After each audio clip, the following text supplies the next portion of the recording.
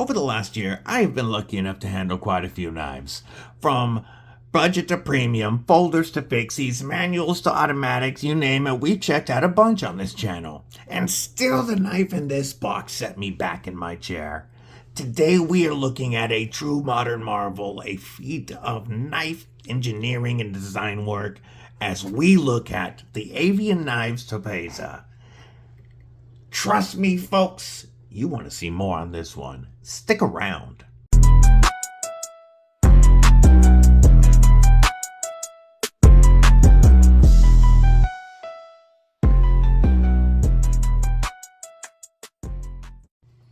What it do, Kripple Krew? EDC with DVD, disabled but deadly, and say hello to the Avian Knives Topaza. This is one awesome knife that I can't wait to tell you a little bit more about. First, though, I want to give a shout out to Lefty EDC and the Passaround group, without which I would not be able to bring in nearly as many knives. And this is one of those knives that has come in through that route. So that does tell you that this hasn't gotten a full carry and deep dive review. I haven't put this through a bunch of paces. This is more of a first impressions video and just really a chance to take a look at some crazy knife engineering. So I appreciate Lefty EDC and the Passaround group. Also, make sure that you've stabbed that like button / subscribe and that you've got bashed that bell for notifications so that you don't miss anything. All right, we're going to get into the Avian Knives Topaza, which comes in at 7.72 inches overall length, almost 7 3/4 inches, with a 3.228 inch straight back blade of MagnaCut steel. We have a closed length of 4.3 inches. Our blade height is a nice and svelte 1 inch. And then we have a very slender 90 thousandths thick blade stock. MagnaCut is the perfect steel for going super thin geometry because it's very tough, especially at 62 HRC.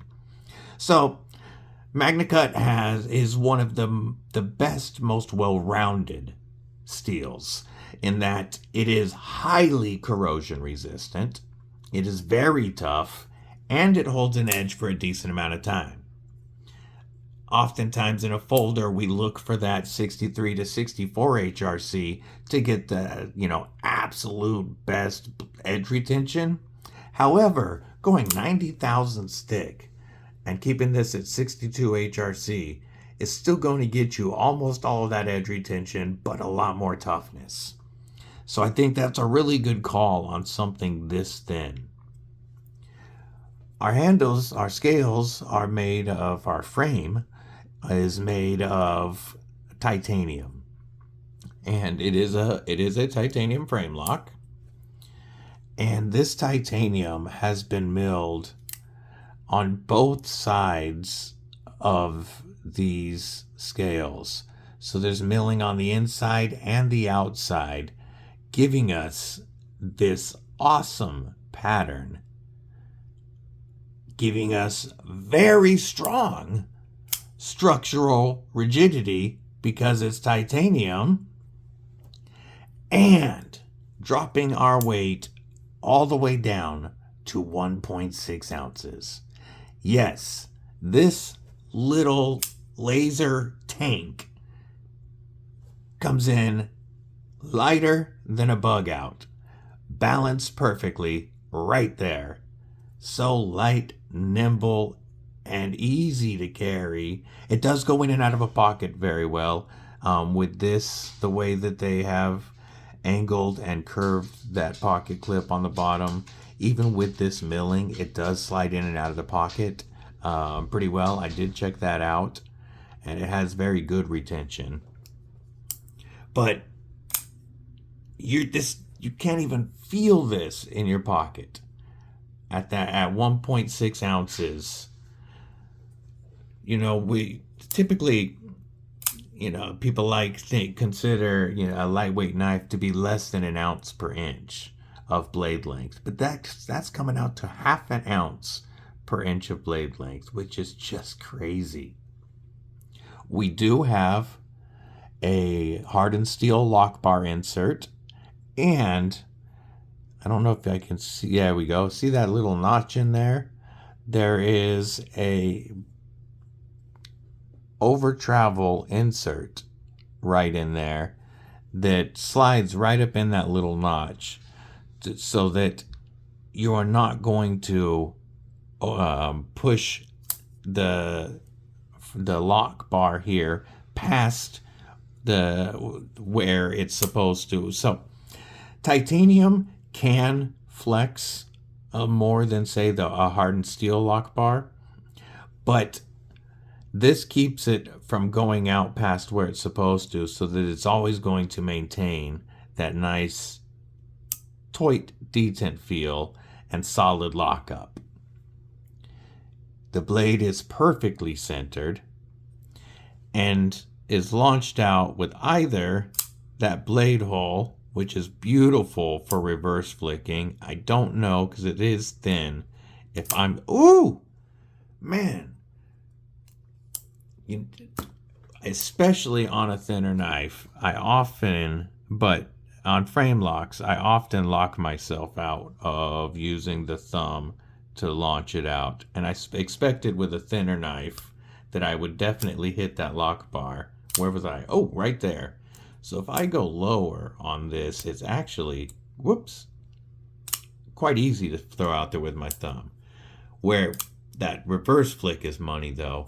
And we have a very minimal flipper tab that also launches that blade. I'm going to give you a little bit of acoustics.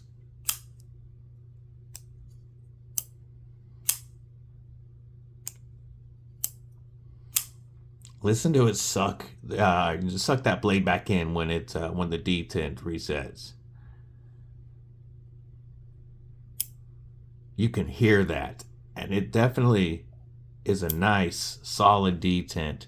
Takes some pressure to break the detent, but when it does, the blade just flies. Now, this is a very thin EDC knife, and if you've followed the channel very long, you know that sometimes thin knives really cause my hand to cramp up. The bug out was one of those. But the way that the ergos are designed on this, that flipper tab still pretty much disappears in the open position, and I can get a full 4-finger grip behind that tab and have a little bit of room for my pinky. But right over that tab is very comfortable, and you can choke up even further if you really wanted to get some control on that blade.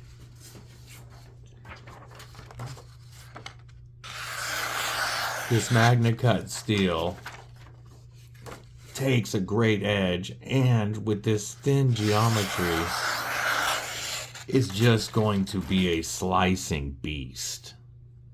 The action for such a light blade is surprisingly drop-shutty. Normally when you've got a blade that light, it takes more than gravity to close it, and it'll drop until it hits your thumb. This is running on ceramic ball bearings. We do have a tip-up milled pocket clip that carries it semi-deep, that is right hand only. Oh, that action is phenomenal. So, this is designed by Avian Knives and manufactured by Bestech.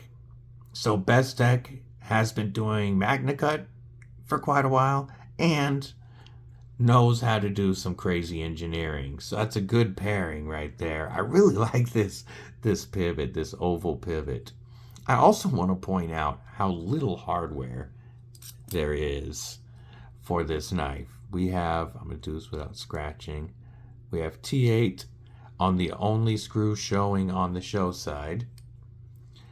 And then we have a T8 pivot a T6 lock bar insert, and a T8 pocket clip screw. So 4 screws is all you need to hold this knife together. That's crazy. I'm going to link Avian Knives page down below, and even if for some reason this knife isn't your jam, take a look at their Atlas V2 and V2.5.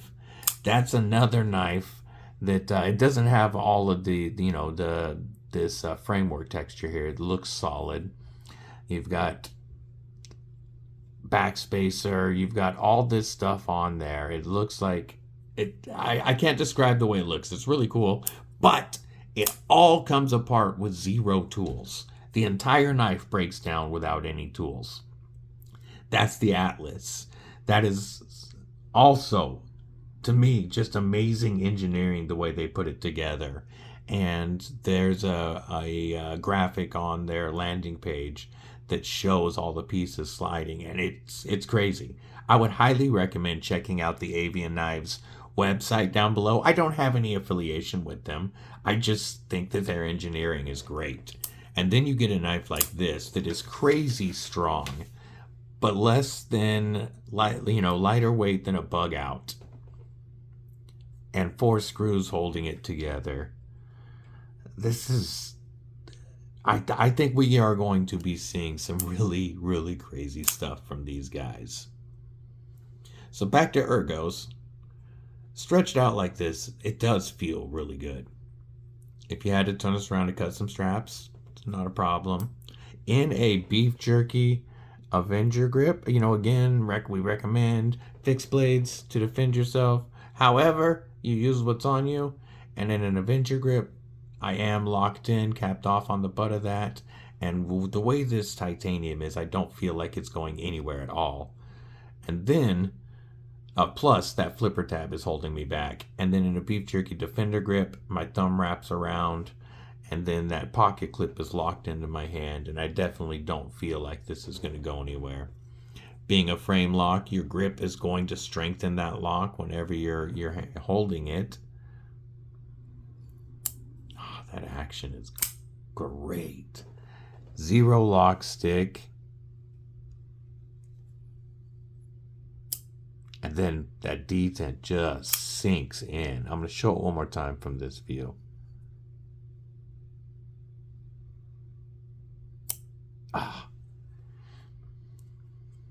This is a knife that I can see adding to my own collection in the future. And the price on this one, for what you're getting, I believe is pretty fair. You can order these right now for $2.95. And titanium plus MagnaCut, I know we can get those materials for less money than that now.